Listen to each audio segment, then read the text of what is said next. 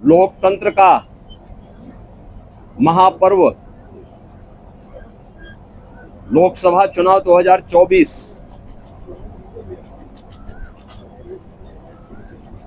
अंतिम चरण का चुनाव आज देश के 8 राज्यों के 57 सीटों पर हो रहा है,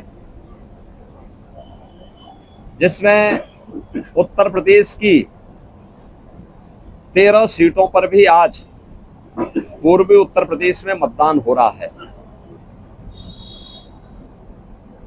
पिछले 2.5 महीने से अधिक समय से जो देश के अंदर आम जन की आकांक्षाओं को पूरा करने के लिए जनता जनार्दन की जो अपेक्षा थी, उसके अनुरूप विभिन्न राजनीतिक दलों ने जनता जनार्दन के सामने अपने अपने मुद्दे रखे, अपनी सरकारों के समय के कार्य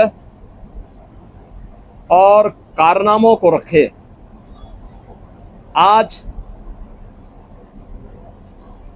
अंतिम चरण में 8 राज्यों के 57 सीटों पर मतदान हो रहा है। उत्तर प्रदेश की भी इन 13 सीटों पर, जो हमारी पूर्वी उत्तर प्रदेश में महाराजगंज, गोरखपुर, कुशीनगर, देवरिया, सलेमपुर, बलिया, घोसी, गाजीपुर, वाराणसी, चंदौली, मिर्जापुर, रावड़गंज, ये सभी सीट्स हैं। इन सब पे इलेक्शन प्रारंभ हो चुका है। मौसम की विपरीत परिस्थितियों के बावजूद भी मतदाताओं ने जो उत्साह दिखाया है, मैं सबसे पहले उन सभी मतदाताओं के प्रति हृदय से आभार व्यक्त करता हूं, जिन्होंने लोकतंत्र के प्रति अपनी आस्था को व्यक्त करते हुए भीषण गर्मी में, टेम्परेचर इस समय 50 डिग्री के आसपास जा रहा है, जो संभवतः कई वर्षों के बाद और कई दशकों के बाद इस प्रकार की स्थिति हम सबको देखने को मिल रही है। लेकिन इस सब के बावजूद भी जनता का उत्साह कम नहीं है, बल्कि वह और भी मजबूती के साथ देश के अंदर नई सरकार गठन करने के लिए सरकारों के कार्यों का, कुछ सरकारों के कारनामों का अवलोकन करते हुए आज उसका मूल्यांकन कर रही है और उसके अनुसार मतदान भी कर रही है। हमारा मानना है कि देश के अंदर जो समर्थन प्राप्त हो रहा है, उसको ध्यान में रखते हुए हम कह सकते हैं कि 4 जून को जब जनता जनार्दन का फैसला आएगा, तो देश के अंदर आत्मनिर्भर और विकसित भारत के लिए विरासत भी और विकास भी, गरीबों के प्रति संवेदना भी, युवा पीढ़ी के उज्जवल भविष्य, जिन लोगों ने और जिन पार्टियों ने, जिन सरकारों ने काम किया है, उसको पूरा आशीर्वाद प्राप्त हो रहा है और जनता को सुखद अनुभूति होगी, देश को सुखद अनुभूति होगी कि मोदी जी एक बार फिर से प्रचंड बहुमत के साथ सरकार बनाएंगे। उत्तर प्रदेश इसमें अपनी भूमिका का निर्वहन करेगा पूरी मजबूती के साथ। 10 वर्ष में बदलते हुए भारत को 7 वर्ष में डबल इंजन सरकार के द्वारा एक नए उत्तर प्रदेश का दर्शन कराया है, जिसमें सुरक्षा और विरासत के साथ साथ विकास के एक नए युग में उत्तर प्रदेश ने प्रवेश किया है। हट जाओ यहाँ से, हट जाओ यहाँ से, एनएससी हट जाओ, सब हट जाओ, पीछे से बैठ जाओ, पीछे से बैठ जाओ।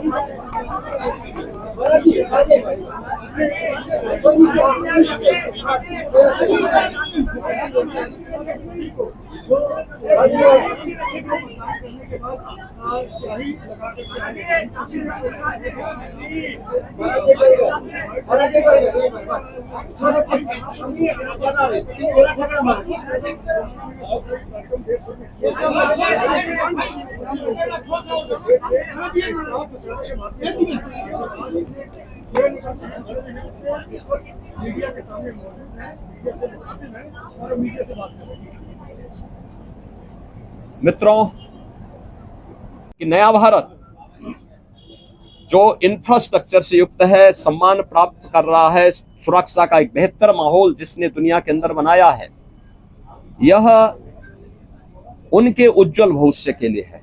मोदी जी की इस परिकल्पना में उन्हें आगे आकर के बढ़ चढ़ करके भाग लेना चाहिए, लोकतंत्र को और मजबूत करना चाहिए।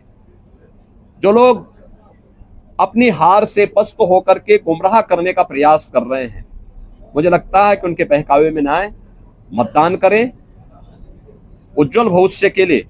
उज्जवल भारत, आत्मनिर्भर भारत में ही हम सब का भविष्य है, युवाओं का, अन्नदाता किसानों का, महिलाओं का, समाज के प्रत्येक व्यक्ति का। और मोदी जी ने तो 4 जातियां देश के अंदर कही।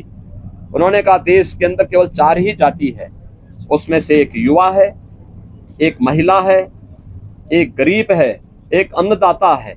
इन 4 वर्ग को प्रतिनिधित्व करने के लिए मोदी जी ने देश के अंदर जो कार्य किए हैं उसको ध्यान में रखते हुए जनता जनार्दन उनको अपना पूरा आशीर्वाद देगी। धन्यवाद। INDI जो अलायंस है आज वो एक रिव्यू मीटिंग कर रहा है, रिजल्ट्स आने से पहले ही आज पूरे दल बैठेंगे और साझा बातचीत ये वे अंतिम बार बैठेंगे, क्योंकि 4 के बाद ये जितने दल हैं उतने उसमें फाड़ होने वाले हैं।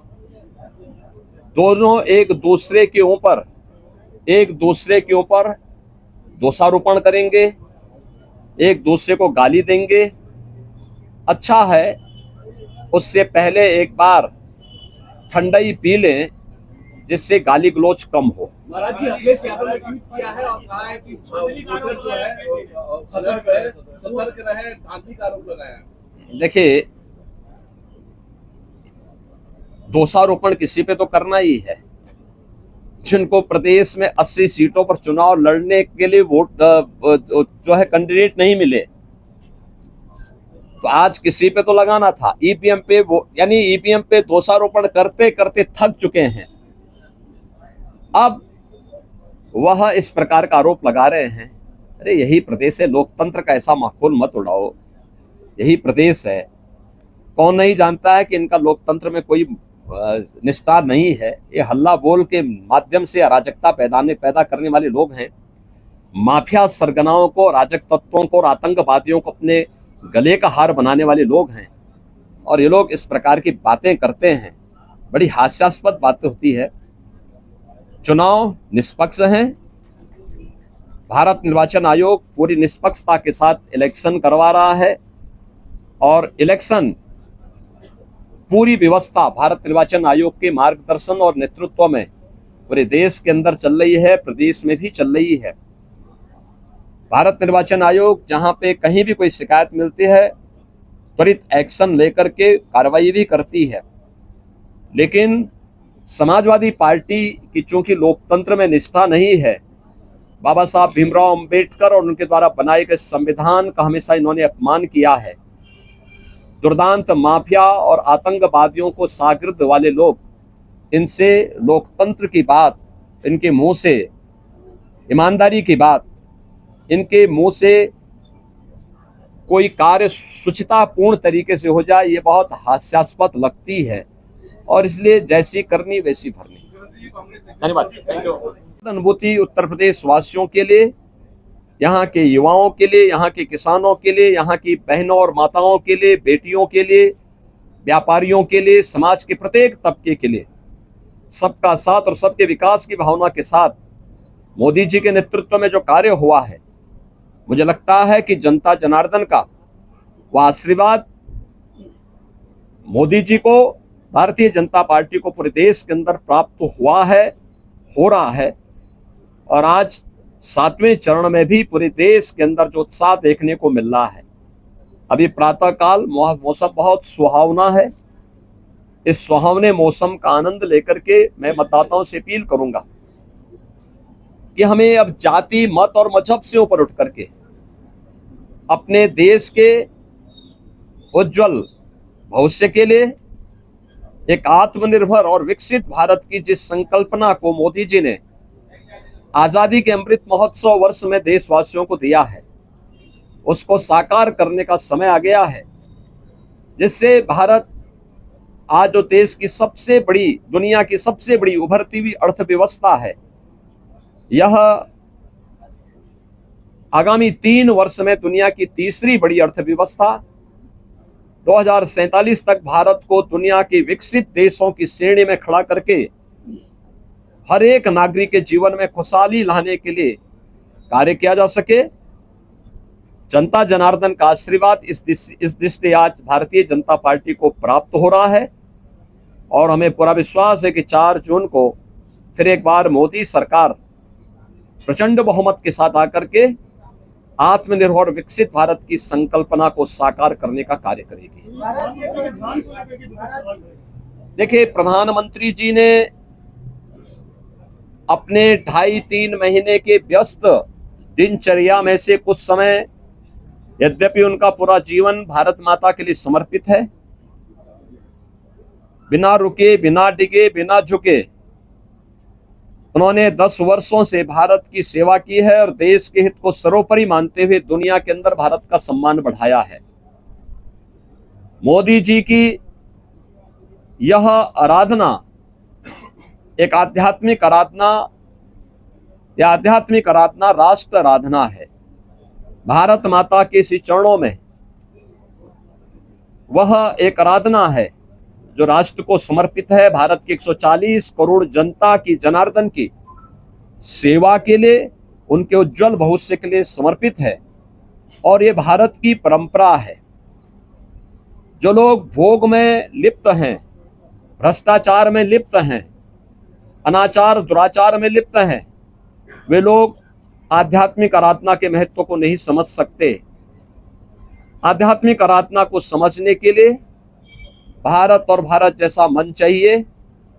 भारत की सनातन मूल्यों और आदर्शों के प्रति निष्ठा का भाव चाहिए।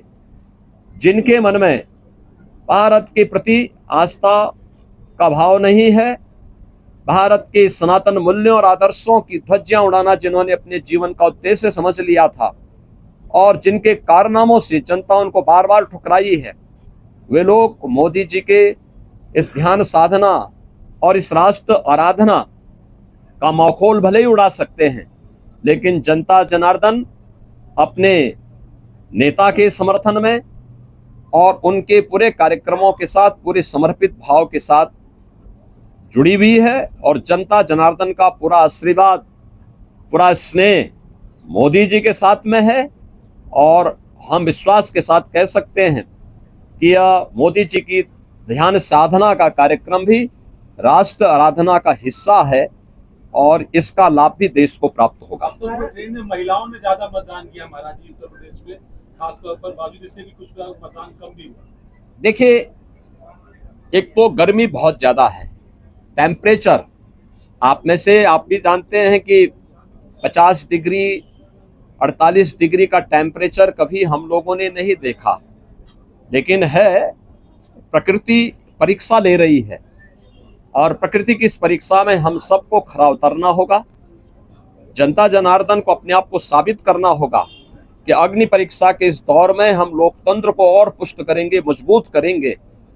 और स्वाभाविक रूप से आधी आबादी नारी शक्ति वंदन अधिनियम देश की पहली संसद में मोदी जी ने पास किया। बेटी बचाओ बेटी पढ़ाओ और मातृवंदना योजना से लेकर के नारी शक्ति वंदन अधिनियम और बेटियों की सुरक्षा से लेकर के समृद्धि तक के जो कार्यक्रम चले हैं, आधी आबादी का पूरा आशीर्वाद मोदी जी के साथ में है। और हम विश्वास के साथ कह सकते हैं कि ये जो मत प्रतिशत आधी आबादी का, महिलाओं का खासतौर पर बढ़ा है, यह 100% मोदी जी के पक्ष में गया है। महाराज जी को कुछ संदेश देंगे? वोट डाल जा रहे क्या? वोट डाल के आ रहे हैं, क्या कहना है। विराट भारत के लिए, राम राज्य को बरकरार रखने के लिए, ये भारत कभी झुकेगा नहीं और एक शक्तिशाली भारत 4 जून को बनने जा रहा है। 3rd फेज में यशस्वी प्रधानमंत्री मोदी जी तीसरी बार फिर प्रधानमंत्री बनेंगे और बड़े बड़े निर्णय लेंगे, मेरे भारत को और मजबूत करेंगे। और देश की पूरी जनता वोट कर रही है। आज सुबह से यहाँ पे मौसम भी इतना खुशनुमा हो गया कि एक एक व्यक्ति बाहर निकल रहा है और इस राम राज्य के लिए वोट कर रहा है, अपने प्रधानमंत्री मोदी जी के लिए वोट कर रहा है। चलो हीरो ले बीजेपी सब लोग आ गए, तो सब मीडिया हमको बोला कि हाँ बोलो,